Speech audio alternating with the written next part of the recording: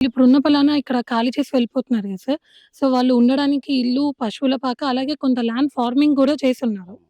So, అంటే మరి ఇప్పుడు అది దీని పరిస్థితేంటి? దానికేంటంటే మేడం ఆల్రెడీ వీళ్ళకేంటంటే ఇక్కడ ఉన్నటువంటి దగ్గరలో ఒక విలేజ్ ఉందది. ఆ విలేజ్‌లో ఆల్రెడీ వీళ్ళకి గవర్నమెంట్ వీళ్ళకి ఇల్లిచ్చింది. ఉండటానికి సోలార్ లైట్లు గూడా ఇచ్చారు. సోలార్ ప్లేట్లు గూడా ఇచ్చారు. బయో టాయిలెట్స్ గూడా ఉన్నాయి. అన్ని ఫెసిలిటీస్ ఉన్నాయి. కాకపోతే ఏంటంటే వీళ్ళు ఆలోచన ఏంటంటే వ్యవసాయం చేసేటటువంటి ఆ ప్లేస్‌లోనే దగ్గరలో ఉండాలన్న ఆలోచనతోటి ఇక్కడి నుంచి దాదాపు ఒక 800 కిలోమీటర్లు ఉంటదది. హ్మ్. 700 కిలోమీటర్లు రావాలంటే ఇబ్బందని జెప్పేసని ఇక్కడే కొద్దిగా టెంపరరీగా ఆ వ్యవసాయం చేసేంత వరకు షెల్టర్ జూసుకోవటం. క్రాప్ అయిపోంగానే మళ్ళీ తీసుకొని వెళ్ళిపోవటం అట్లా చేస్తున్నారు. అట్లా గాదు ఎందుకంటే మీకు ఆల్రెడీ అక్కడ రెవెన్యూ ల్యాండ్‌లో మీకు ఇల్లున్నప్పుడు అక్కడ ఇళ్ళల్లో ఉండాలి. అంతేగాని మళ్ళీ మీరొచ్చి ఫారెస్ట్‌లో చేయటం వల్ల ఇలా డ్యామేజ్ అయిపోతున్నది. దయచేసి మీరేంటంటే ఖాళీ చేయండి అంటే వాలంటరీగా అప్పుడు టైమ్ ఇవ్వండి అన్నారు. సంవత్సరం తర్వాత మాకు ఈ రిజల్ట్. తర్వాత వాళ్ళకేంటంటే మోటివేషన్ ఎక్కువ చేయాలి. అవేర్‌నెస్ ఎక్కువ క్రియేట్ చేయాలి. ఎక్కడ సరే ఎక్కువ ఫ్రీక్వెంట్ విజిట్స్ అనేది డిపార్ట్‌మెంటు. ఇంకోటేంటంటే ఫ్రెండ్లీ నేచర్ తోటి పోవాలి ఫస్ట్ అది. ఎక్కడ గూడా.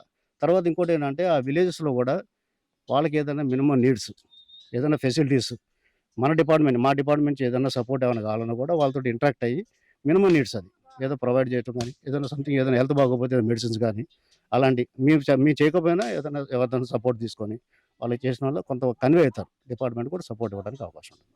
అలా చేసాం కొంత.